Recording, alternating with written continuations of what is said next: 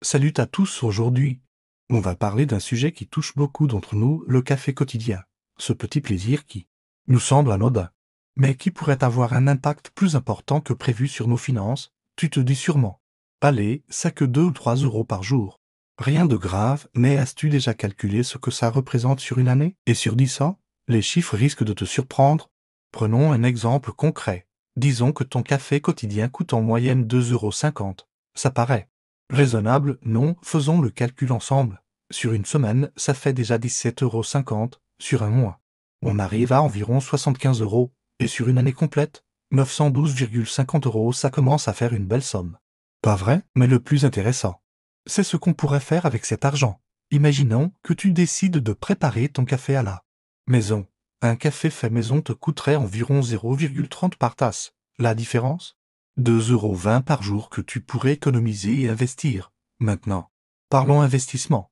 Ces 2,20 € quotidiens représentent environ 800 € par an. Si tu places cette somme sur un livret avec un taux actuel de 3% au bout de 10 ans, tu auras économisé plus de 9000 € avec les intérêts.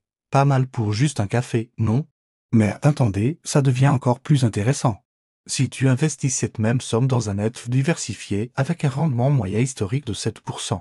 Par an, après 10 ans, ton capital pourrait atteindre près de 11 500 €, et sur 20 ans, plus de 33 000 €.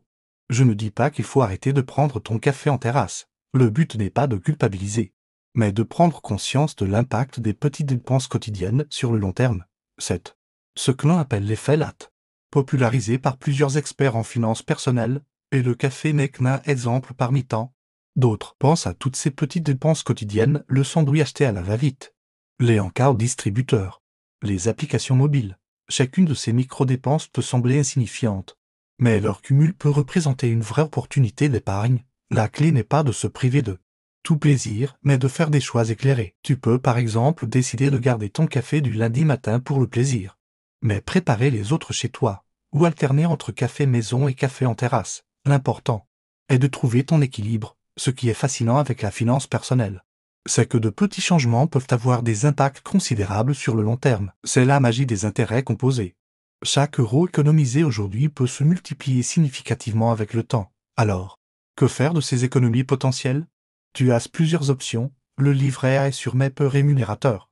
Les ETF offrent potentiellement plus de rendement mais avec plus de risques. Tu peux aussi diversifier une partie en sécurité, une autre en investissement plus dynamique. L'objectif n'est pas de devenir millionnaire en arrêtant le café, mais de prendre conscience du pouvoir des petites habitudes financières. C'est la somme de ces petites décisions qui peut vraiment impacter ta liberté financière future. Je vous invite à faire l'exercice chez vous. Notez pendant une semaine toutes vos petites dépenses quotidiennes. Vous serez peut-être surpris du total. Et surtout, réfléchissez à ce que vous pourriez faire de cet argent s'il était investi intelligemment. Si cette vidéo t'a fait réfléchir, n'hésite pas à la partager avec tes proches. On a tous ces petites habitudes de dépenses dont on ne réalise pas toujours l'impact, et si tu veux plus de conseils pour gérer ton argent intelligemment, abonne-toi à la chaîne Investiflo UFR. Merci d'avoir regardé jusqu'au bout. N'oublie pas d'activer la cloche pour ne manquer aucune vidéo sur l'épargne et l'investissement. À très bientôt pour de nouveaux conseils financiers.